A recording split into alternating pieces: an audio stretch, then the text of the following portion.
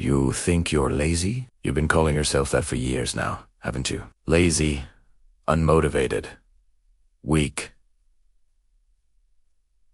You wake up with intentions that crumble by noon. You make promises to yourself that you break before sunset. And every single time, you look in the mirror and whisper that word like it's your true name. Lazy.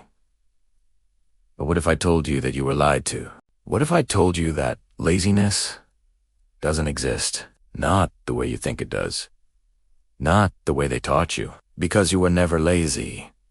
You were strategically disempowered. And there's a difference so profound, so dangerous to understand, that the moment you see it, everything changes. Let me show you something. Think about a lion, Iaps, predator, king of its domain. Now watch that same lion in a cage.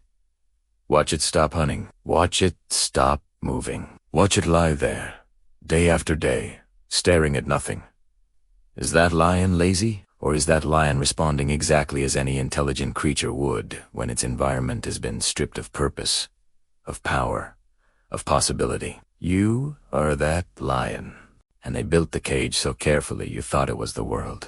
They taught you that productivity meant sitting still for 8 hours, doing tasks that don't matter, for goals that aren't yours, in systems designed to extract your energy and give you nothing in return. They taught you that motivation should come from nowhere, that you should be able to force yourself into motion even when every fiber of your being is screaming, that what you're doing is meaningless, and when you couldn't.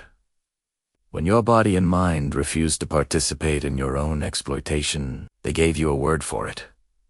Lazy. But here's what they never told you. Here's the forbidden knowledge they buried so deep you forgot it was ever yours. Human beings are not lazy by nature. We are purpose-driven creatures. We are meaning-seeking machines. We are built neurologically, psychologically, spirit-led to move toward things that matter, to create, to build, to hunt, to connect. Show a human being something that genuinely matters to them, something that lights up the ancient circuits of purpose in their brain, and watch what happens. Watch them work 18-hour days and call it play. Watch them sacrifice sleep, comfort, safety. Watch them move mountains when the mountain needs moving. That's not laziness failing. That's laziness never existing in the first place. You were never broken. You were responding intelligently to a broken system. Your so-called laziness. That was your soul's immune response. That was your psyche refusing to participate in its own diminishment. That was the deepest, most ancient part of your brain recognizing that what you were being asked to do had no connection to your survival, your growth, your purpose, your truth end. It simply stopped cooperating. They called it laziness, but it was resistance. And they needed you to believe it was your fault. They needed you to internalize that shame, to carry that word around like chains. Because the moment you realize you were disempowered, the moment you understand that your inability to move wasn't weakness, but wisdom, you become dangerous. You stop blaming yourself. You start looking at the cage. Strategic disempowerment. Let those words settle into your bones. Because it was strategic. It was deliberate. Not some grand conspiracy, but something far more insidious, a system that evolves to keep you exactly where you are. Exhausted. Confused, ashamed, blaming yourself for not being able to summon energy for things that were designed to drain you. They took your purpose and replaced it with productivity. They took your meaning and replaced it with metrics. They took your power and gave you permission instead, permission you had to beg for. Permission they could revoke. Permission that kept you small and grateful just to exist. And when you couldn't perform, when you couldn't force yourself to care about things that didn't matter, they didn't look at the system. They looked at you. Lazy. But you're starting to see it now, aren't you? You're starting to feel that rage building. That's good. That rage is clarity. That rage is your power, recognizing how long it's been sleeping. Because here's what happens next. Once you see the cage, you can't unsee it. Once you understand that what you call laziness was actually your deepest wisdom trying to protect you from wasting your life on someone else's definition of success, everything shifts. You stop trying to motivate yourself to do things that don't matter. You stop forcing yourself into motion for motion's sake. You stop measuring your worth by how much you can produce for systems that will never value you, and you start asking different questions.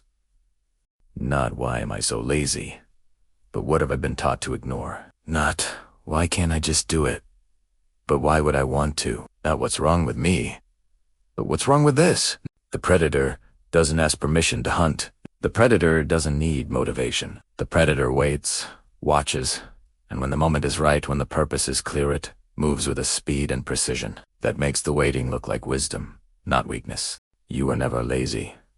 You were waiting. You were conserving energy in an environment designed to waste it. You were protecting something precious to your life force, your attention, your soul from being spent on nothing. And now, you know. Now you see that every moment you called yourself lazy, you were actually listening to a deeper intelligence. An intelligence that refused to participate in your own diminishment. An intelligence that knew, even when you didn't, that you were made for more than this.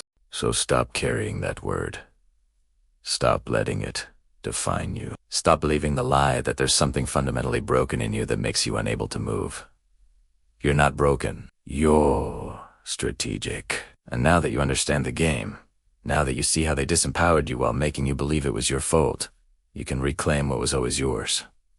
Your purpose, your power. Your power, your motion. Not for them, for you. The cage was always unlocked. You just needed to remember you were never meant to live in one.